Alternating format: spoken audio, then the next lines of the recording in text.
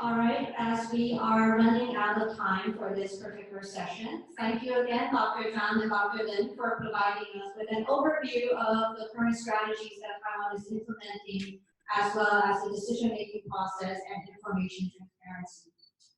We will now start entering our second session, brought to us by speakers from Kaohsiung Medical University and its affiliated hospital.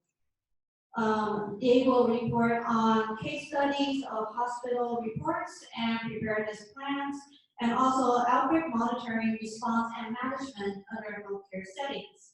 The session will consist of speakers, including Dr. Yuh-Jyh, who is the current president of Kaohsiung Medical University. Also, Dr. Ming-Fong, who is the current superintendent of Kaohsiung Medical University.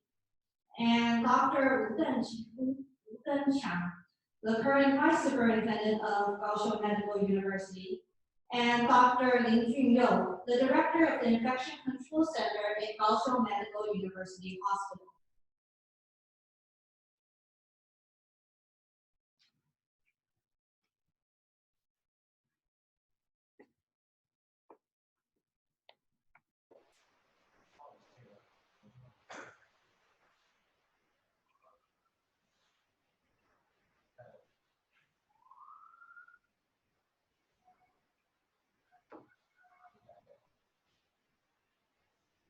Before we start this session, Kaohsiung Medical University speakers from Kaohsiung Medical University would like to start off by presenting us all with a video that we will now put onto the big screen.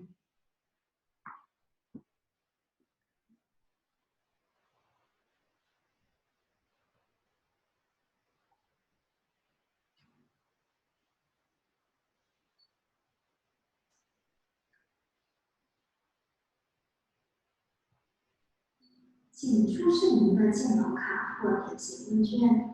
各名请同住家人14天内自中国、香港及澳门返台，请诚实申报，报告者依法开罚10万元，并依法承担。1月21日，台湾出现首例确诊严重特殊传染性肺炎后，高一体系全都上紧发表，在全国之先进行了防疫实力。很多人更牺牲和家人团聚的时光，坚守工作岗位，也因为我们更为了防疫，幸会发生人类活动的情况。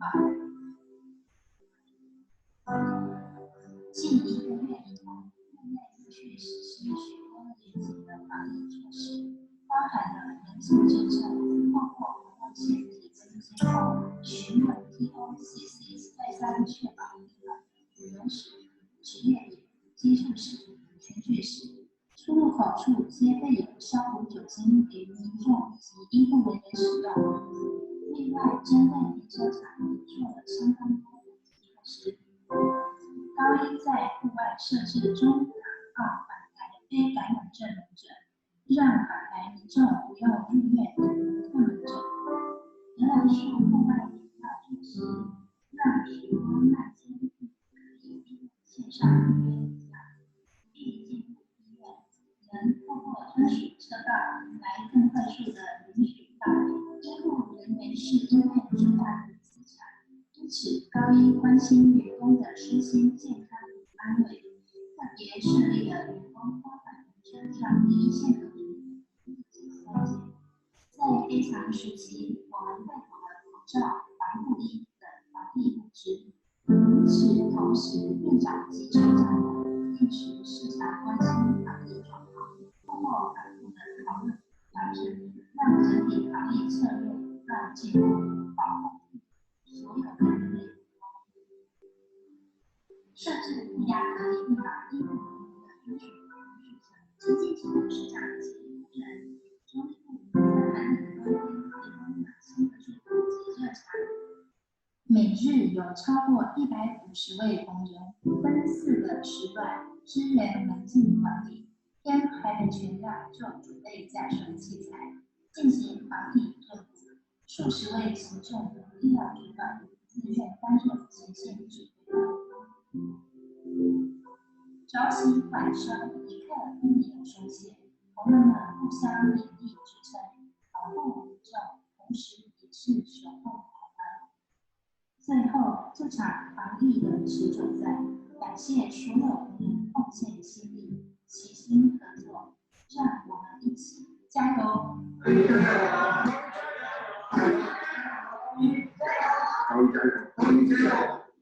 加油！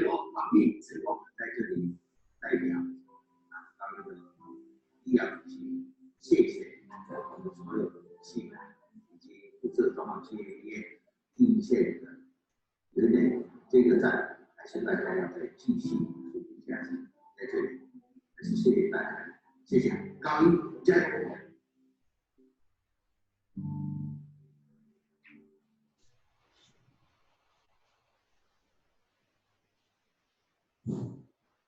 ！Hi, can you hear me?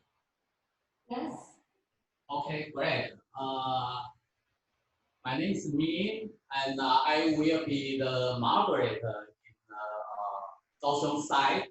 And I just briefly introduce Taiwan for those who cannot come to Taiwan.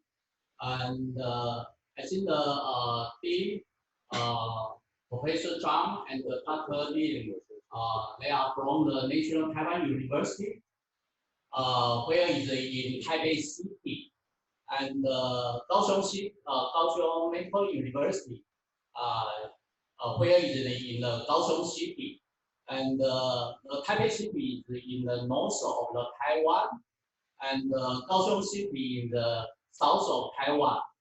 So the distance between Taipei and the Kaohsiung is similar to the distance between Boston and New York. Okay, so you already see our video. So in our left-hand side, this is our president for the Kaohsiung Medical University, and he is also the commander for this COVID-19 infection. And the second one is the superintendent, Professor Ho, from the Kaohsiung Medical University Hospital, and he is in charge as the commander in our hospital. And our associate commander, Dr. Deng-Chyang, he's a vice superintendent in Kaohsiung Medical University. And the last one is the director who is in charge of this epidemic response center in the hospital.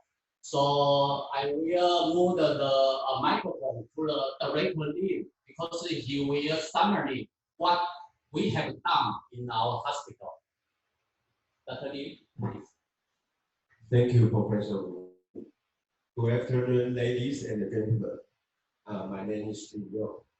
On behalf of the Epidemic Response Center of Kaohsiung Medical University Hospital, it's my great honor to introduce our efforts to prevent SARS-CoV-2 spreading in a tertiary hospital in Taiwan. As you know, fighting a novel virus is a real war. Everyone working in hospital is quite smart and they used to work under structural situation.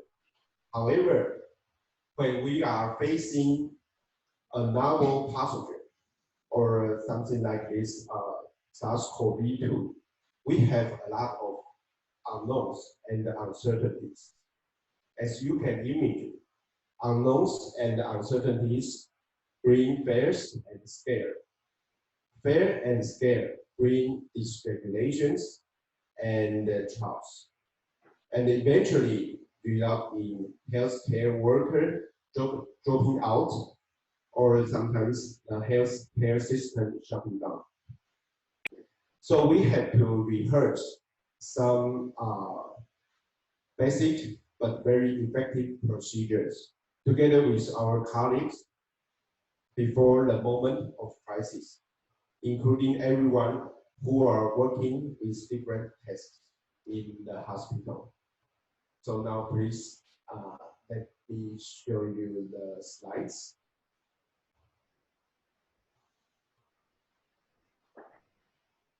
Yes, please.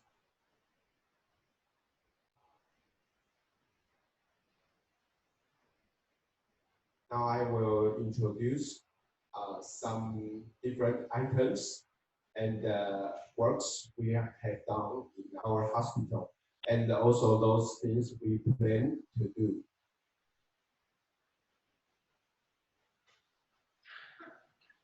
As you know, the basis of an imported epidemic in Taiwan, it could be divided into 4 phases. The first will be the imported cases phase. And the second we have to face should be sporadic cases. The phase 3 will be community cases and even the great outbreaks in the community. And finally, it comes the recovery phases. So we have different strategies on the level of the government and even to the hospital. So in the first phase, we do a lot of things to make the strong borders control and also quarantines.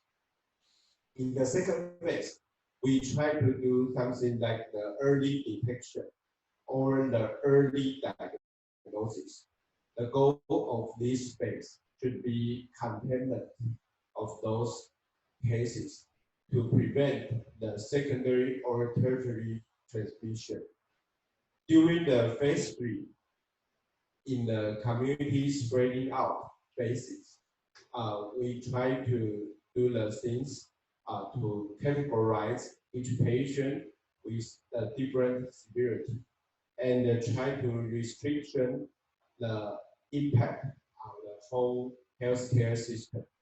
And finally, if we can overcome this situation, we will come to the recovery phase. And during the recovery phase, we have to rearrange our resource and even the rehabilitation of the whole society. By the rule of our government, we set different warning label regarding those international travel to several different countries, including China, South Korea, Japan, Italy, Singapore, Iran, and Thailand. You can see they were announced to be level 1, 2, or level 3 restriction of the international traveling on a different date. But for example, in South Korea, the epidemic surged very quickly. So we set the level 1 restriction on 20th of February, but it comes to level 3 4 days later. So this is the policy we do the borders control and the quarantines. However, on the basis of a hospital, the most important things for the nosocomial transmission or infection prevention is to do the early detection or early diagnosis of the real case. So I will show you later regarding our effort to prevent those nosocomial spreading. This photo is provided by our Taiwan CDC, and you can see so far we have totally 42 cases were confirmed in Taiwan. And we have 4 different clustering in our community. You can see the number, case number 19, number 24, number 27, and number 34. They were index patients of 4 different clusters in Taiwan. So they were also, we call sporadic cases in the community. And the major goal of the hospital epidemic response center is to early diagnose and also to prevent those hospitals spreading out of the virus. So we have some different strategies, different items to do these things. On the viewpoint of a hospital, first of all, we have to make sure we have the effective command system and also the administration management. And the second one, we have to collect all the up-to-date disease or virus information and educating our staff to make sure that everyone can realize and know how to protect themselves. And we also have to know even more regarding those viruses, and we can adjust our strategy. And the third one will be the continuous training of staff regarding the international traveling and the monitoring of their healthy status of returning faculties. As you know, we have the Lunar New Year's in the end of January. So a lot of our faculties, they have their plan, and eventually they just go overseas to a lot of countries in the world. And during the epidemics of this SARS-CoV-2 epidemics, we have to recording them back and make sure they were healthy to be on the first line to take care of those patients. So this is also our major issue to make sure that our faculty are healthy. And then the fourth should be we try to manage and treat and also isolate those suspected COVID-19 cases in a hospital. The major goal of this item is to prevent the interaction of those suspected cases to the ordinary patients in our hospital. So we have those plans, and we try to running the preparedness drills and evaluating the performance and make the adequate adjustment. The sixth should be updating the standard care procedures, even for the wards, for the outpatient clinics, and the examination departments in our hospital. Because those outpatient clinics and those examination departments, they were part of the people who come into the hospital. So this will be the major site. If there are some virus, they were brought from the community. And the seventh strategy we do is to control the patients with different history, symptoms, and we make different groups and different even the time point to allow those patients they come to the hospital, and we try to direct the correct direction or the flow of their movement in our hospital. The eighth should be continuously updating the inventory and the storage of the PPE, which is personal protective equipment, and even the drugs supplied in the hospital. It's the major things to provide to our faculty to protect themselves during the carrying test in the bedside. And also the drugs should be very important to treat our patients, and even the purpose to treat our faculties if they are unfortunately infected. The ninth will be the information transparency.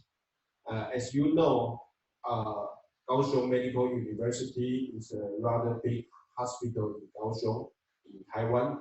We have more than 4,000 faculties and even 1,000 students. They were working in the hospital daily. So we have to make sure that everyone in the hospital, not only the staff, but also the students and even the patients and their caregivers, they were available to, they were clear to those information or those newly regulations we made to make sure that everyone can follow a common rule. And finally, it's also very important things for those coronavirus, because we know the environment, or we can say the format, should be very important vectors to transmit or to be contaminate to transport the virus. So we have also made a lot of work on those environmental cleaning and the disinfection throughout the hospital. So you can see this is our map for the whole structure of our command center, and we have to update all the information regarding the virus, and we have to do rather good control of our staff when they were coming back from China or even from Japan, South Korea, like that. And we do a lot of things to make sure that our faculties and even our outside contractors, they were familiar with those procedures to put on the PPE and even take off the PPE. So this will be continuously trained and arranged to make sure that everyone is very clear. We also try to make different routes for our patients. If they were outpatient, then they can even pick up their drugs, their medicines outside of the hospital. So they have different space and route to follow. And we try to also do those things to postpone the regular operations and the examinations if the patients, they have the traveling history to the endemic area. And we do the rather good entrance or gateway control. We have closed several different entrances in our hospital. Now it's only 2 available to enter the hospital. And we also set the limited visiting time to make sure that there were a restricted number of the visitors in the hospital. And follow the rule of our government, we use the health insurance card. According to the information on the card, like just Dr. Lin showed you, we can read out the information regarding the traveling history of each visitor or patient. And we also make the self-reported questionnaire to just for the recheck. And you can, each visitor and the patient, they have to fill in the questionnaire to make sure they were honestly to report their information regarding those clustering, those traveling. And we do the measurement of body temperature just in the entrance. We are screening those symptoms. We have different routes. If those patients, they are symptomatic or they have fever, they will be directed to the emergency department. And we also postpone those non-emergent procedures. These were different elevators or lifts in our hospital. So they were transported with different patients, with different categories. So the way we prevent the hospital spreading out of the virus, or we call the healthcare associated infection, is to avoid those interaction or those close to the healthcare worker and the patients. We make things like this. We just make sure that each healthcare worker, they can just take care of those fixed patients from the beginning of admission until their discharge. So by this way, we prevent those patients in the same department, within the different room. They want to be cared by different healthcare workers. And if in the most unfortunate situation, those healthcare workers, they want to transmit the virus to all the patients in the same wards.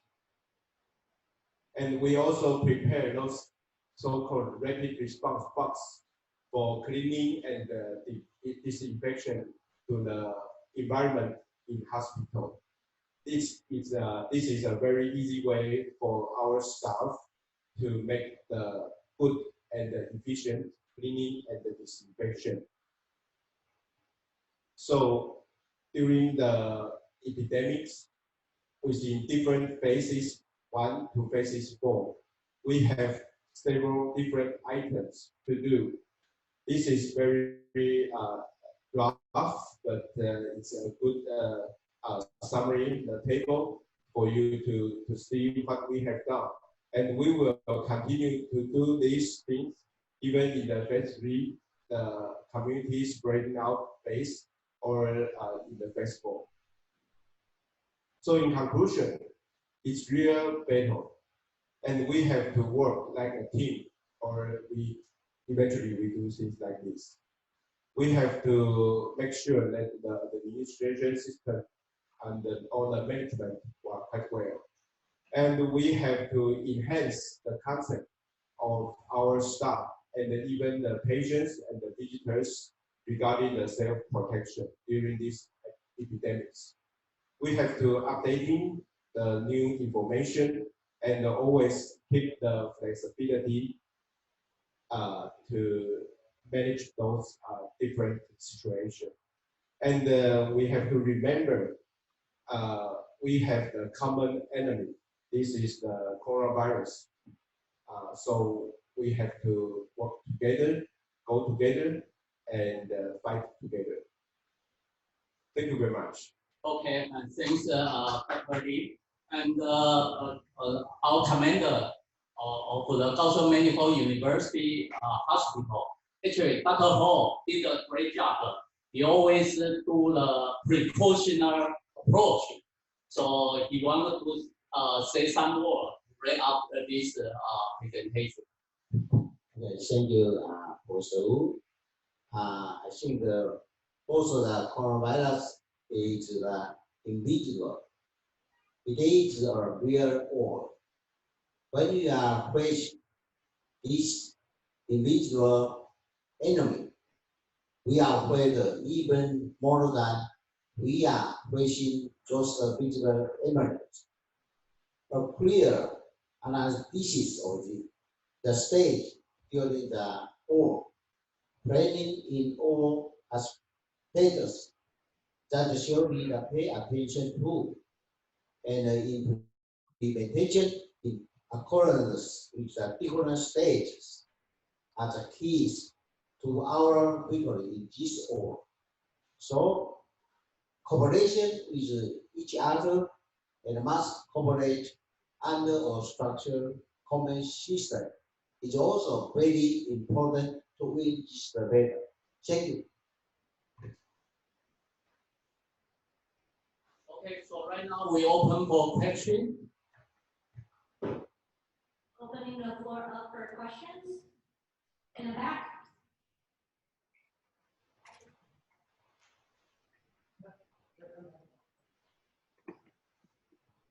Thank you very much. I'm very impressed with the Taiwan healthcare system and very proud to be a Taiwanese. My question is that in the US, we're not so lucky to have a healthcare system that everybody has access to insurance. So my question to you is that is the testing in Taiwan covered by the insurance? And if not, do you test people without insurance? And how much is the cost? And how much is the cost of treating people without insurance?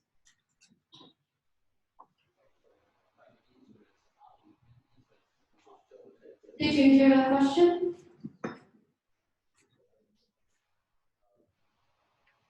Thank you for your question.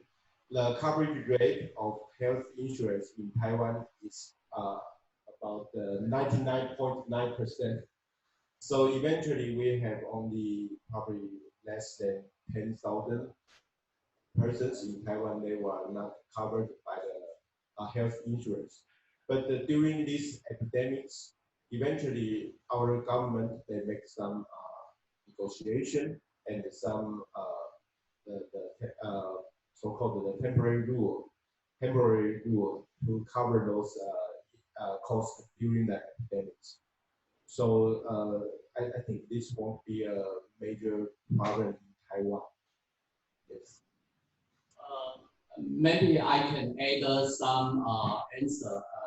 Actually, in Taiwan, if you look at the ratio between the US dollar and the Taiwan dollar, it's $1 equal to around 30 or 35 Taiwan dollar. So if you see the doctor here, one Taiwan dollar or 100 Taiwan dollar, I said one Taiwanese one Taiwanese dollar. Maybe that will be in USA, maybe the 100 US dollar. Okay, so it's about maybe 30 difference between the health system cost between the Taiwan and the USA.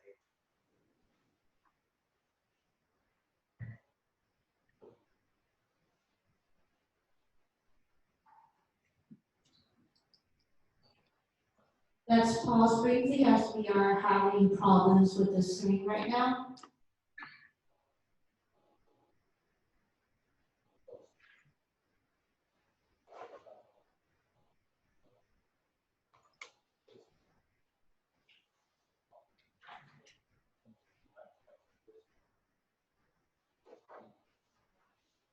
Can the doctor still hear me? Yes. So it's question regarding the cost of each RT-PCR examination. To be honest to you, it's only cost $100 US for each test in Taiwan. It's I think it's rather cheap. So, but eventually the government in Taiwan, they try to increase or enhance all the examination or screening service in a lot of laboratory in Taiwan. Now I remember we have more than 30 laboratories. They can perform those regular RT-PCR examination now quite well. So we do a lot of screening for the patients in the community or even in the hospital.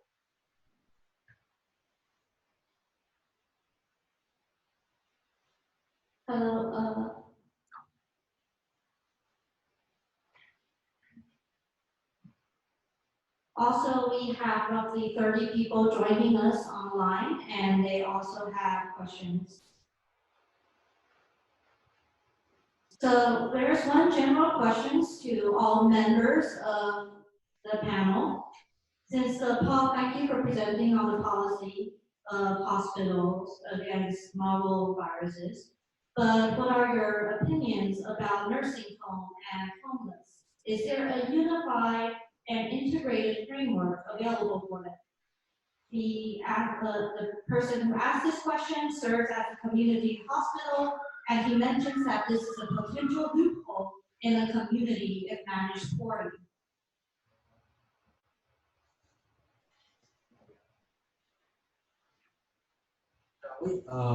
We have social home for the nursing home and for the homeless people. Because we use the social support, we have funding in the hospital. Then we are paid by the funding. And eventually the government had money for the COVID-19. And after this event, we will pay by this one. So the money is okay at least a year.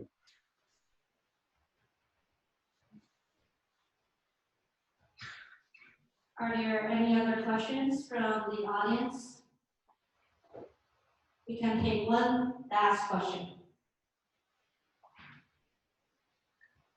Hello, thank you for a wonderful presentation. And in this critical point of the battle, I'm very proud that Taiwan have the experience to share with the whole world. And I would like to follow a question mentioned last session about the privacy and the human rights protection. And in this presentation, it's about the travel history, how to use in the hospital. And in Taiwan, we have the legal source to protect personal data, personal information. I would like to say that because I'm a prosecutor in Taiwan and visiting scholar in Harvard Law School. And as mentioned, now we're using history, travel history in medical use. And according to the protection of the personal data, it's enjoying different degree of protection. Medical record is very interesting, so it's enjoying the highest quality. About the travel history, it's different degree. And in this presentation, we know that it's not a zero tolerance. It's more important is the procedure.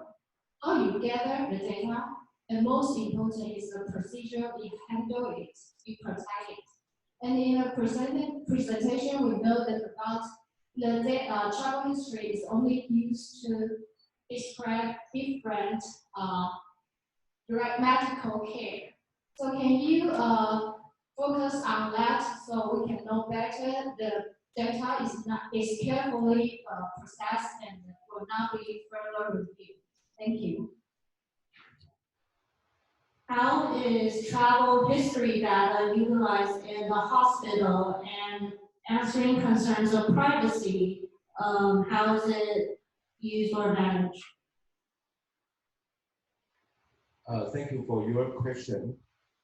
Eventually, each staff, I mean the medical staff in the hospital or even in the government, we are required or we are asked to keep silence regarding the privacy we know because of the taking care, the procedure we perform on the patients, each patient. So this is the regulation or the forbidden things that we cannot just just to talk with the media, the newspaper. We cannot do that. So and if we violate the rule, we will be fined. It's like 100.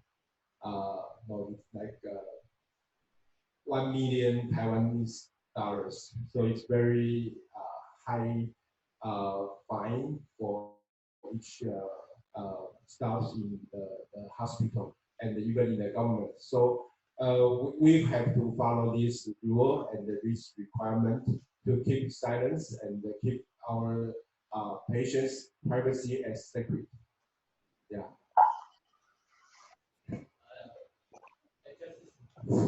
I just say some word. Actually, I think the people in Taiwan all know we are fighting against the virus, not the people. That's very important. So I think the first two speakers in the first section already said the people in Taiwan trust the government.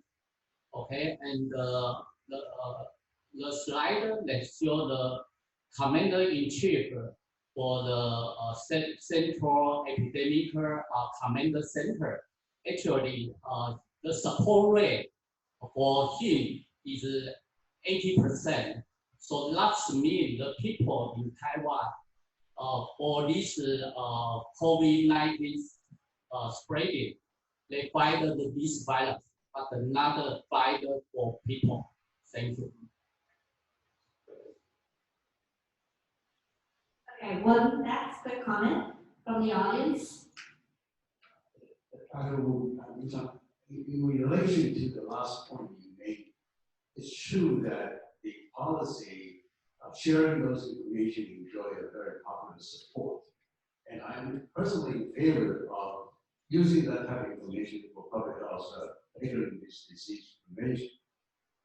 However, from this experience, if there's a rule, is the law that needs to be amended or need to be written into the new law or whatever, I think that's something that should be considered